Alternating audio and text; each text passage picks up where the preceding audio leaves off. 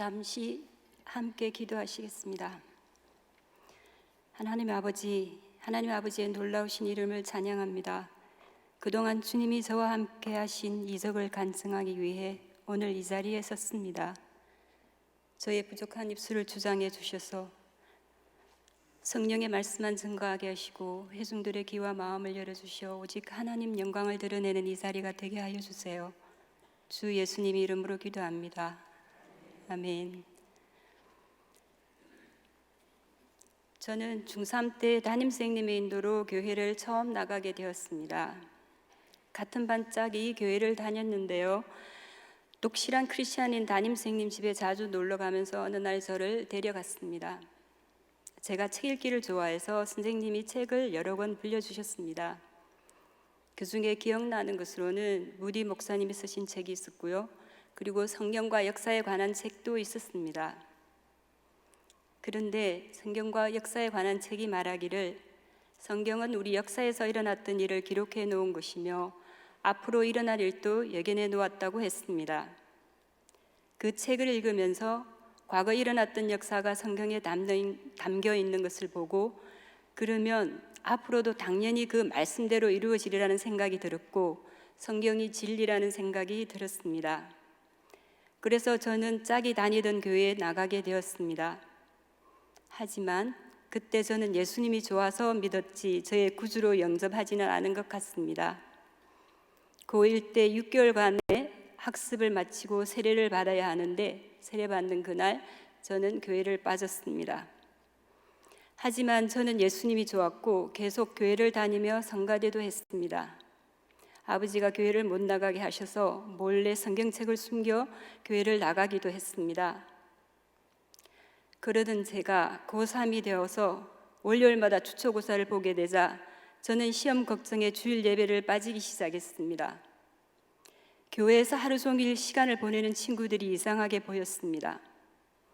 성수주일이 얼마나 중요하고 말씀을 늘 대하는 것이 얼마나 중요한지 그 당시에는 몰랐던 거지요. 그렇게 하나님으로부터 떨어져 나온 저는 점차 교회와도 멀어졌습니다. 어린 저는 열심히 공부해서 사회에 유익을 끼치는 사람이 되어야 한다고 생각했고 졸업해서 기업에서 일을 했습니다. 그 후에 다국적 기업으로 이직을 해서 남편을 만나 결혼을 했습니다. 열심히 일해서 책임자 자리에도 올랐습니다. 하지만 저는 제가 원하던 일이었지만 점점 지치고 힘이 들었습니다. 그때 남편이 교회를 나가자고 했고 저는 하루는 쉬어야 하지 않겠느냐고 거절했습니다. 당시 딸아이는 중학교 친구 인도로 교회를 나갔고 초등 1학년이었던 아들도 친구 손을 잡고 친구 교회로 다니고 있었습니다. 남편은 딸아이가 다니던 교회로 함께 나갔습니다. 당시에 저는 완전히 하나님과 유리되어 있었고 예수님은 제 마음을 떠나 계셨습니다. 늘 회사 일과 가사 그리고 육아로 지쳐있던 저는 삶이 고달팠고 그것이 저를 도와주지 않는 무심한 남편이라 생각해서 남편을 원망했습니다. 결국 건강이 안 좋아졌고 저는 퇴직을 했습니다. 이러한 가운데서도 저는 기도하지 않았고 하나님을 찾지 않았습니다. 하나님이 저를 이 세상에 보내신 참 목적을 모르고 오로지 세상에 유익을 끼치기 위해서 열심히 살면 저는 인생을 잘 사는 것이라고 믿었습니다. 이렇듯 완악했던 저를 하나님은 다시 찾아주셨고 하나님이 살아계심을 보여주셨고 하나님 사랑을 깨닫게 해주셨습니다.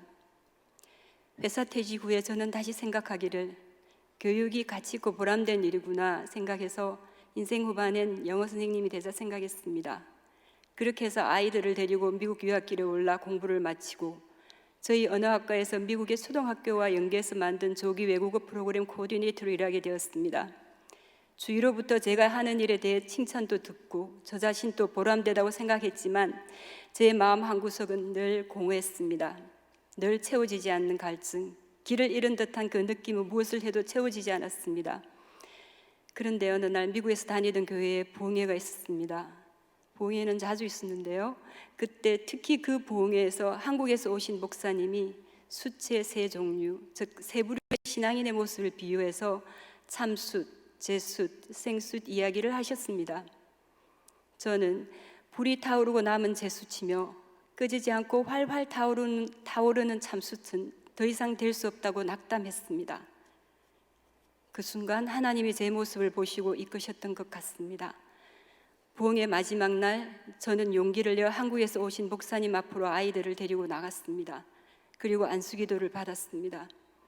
제 마음에 늘 해오던 방황, 어떤 갈등들에 종지부를 찍고 싶었습니다.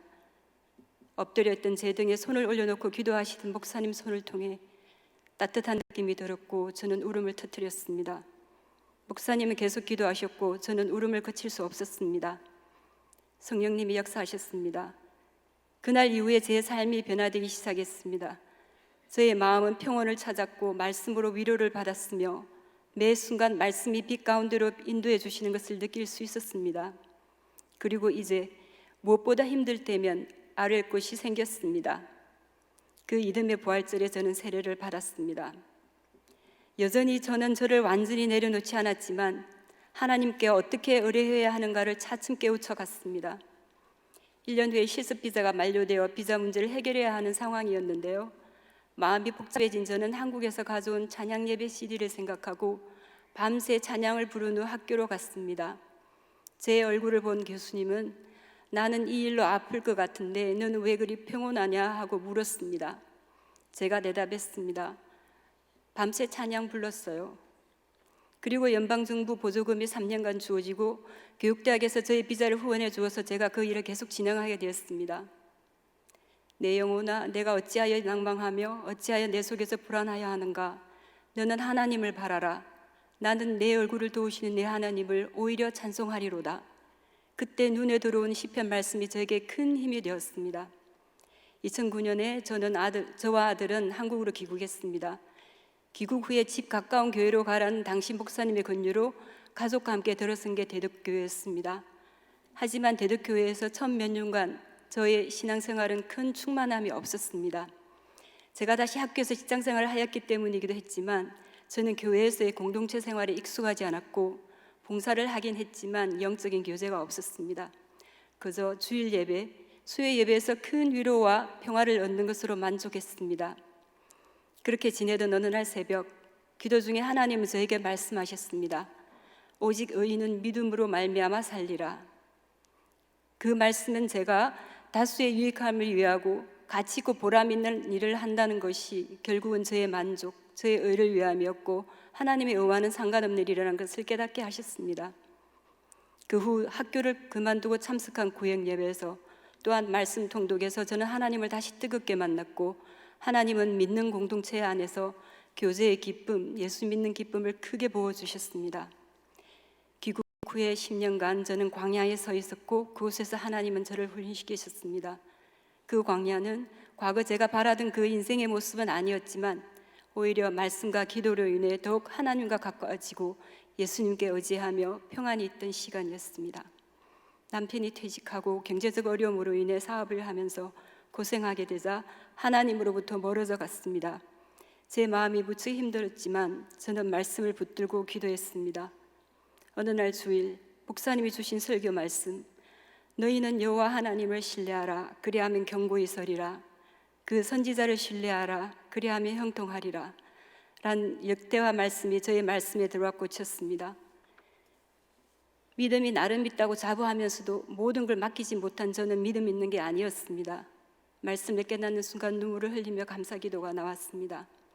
주님의 사랑, 주님이 십자가 위에서 그 모든 고통을 인내하고 기꺼이 죽으셨던 것은 모두 우리 인간을 불쌍히 여기시고 사랑하셨기 때문이고 그 사랑을 알고 삶의 순간순간마다 주님을 전적으로 신뢰하며 따르는 것이 믿음임을 깨닫게 되었습니다. 그리고 몸과 마음이 힘들 때면 나의 힘이신 여호와여 내가 주를 사랑하나이다 라고 시편 말씀을 되뇌었습니다. 그러자 하나님은 놀라운 감사와 은혜의 자리로 저를 부르셨습니다. 주님께 의지하며 모든 것을 내려놓자 저희가 살 집을 주셨으며 그동안 어려웠던 재정적 문제가 해결되었고 무엇보다도 주님을 떠나 있던 남편이 지난해 말 예배의 자리로 돌아와서 살아계신 하나님을 함께 이야기합니다. 온전히 말씀으로 세워지는 가정, 주님의 뜻에 따라 살아가는 가정이 되기 위해 주말마다 가정 예배를 드리며 아이들과 말씀을 읽고 힘들었던 일을 나누고 서로 기도하며 격려하는 사랑 많은 가정의 모습을 갖추어가고 있습니다. 이 모든 것이 하나님의 은혜로 이루어진 것이지요. 저의 개사씨만한 믿음을 보시고 하나님은 저를 하나님 곁에 붙드시는 축복을 주셨습니다. 장성한 분량까지 그 믿음이 자라기까지 저는 아직 훈련 중이지만 저의 갈 길을 다 아셨던 주님께 감사와 찬양을 올려드립니다. 앞으로 주님이 저에게 무엇을 원하실지 저는 알지 못합니다. 단지 매 순간을 성령님이 조명해 주시길, 하루하루를 주님이 인도해 주시고 도와주시길 기도할 뿐입니다. 사람이 마음으로 자기의 길을 계획할지라도 그 걸음을 인도하는 자는 여호와시니라. 이상으로 저의 간증을 마치겠습니다. 들어주셔서 감사합니다.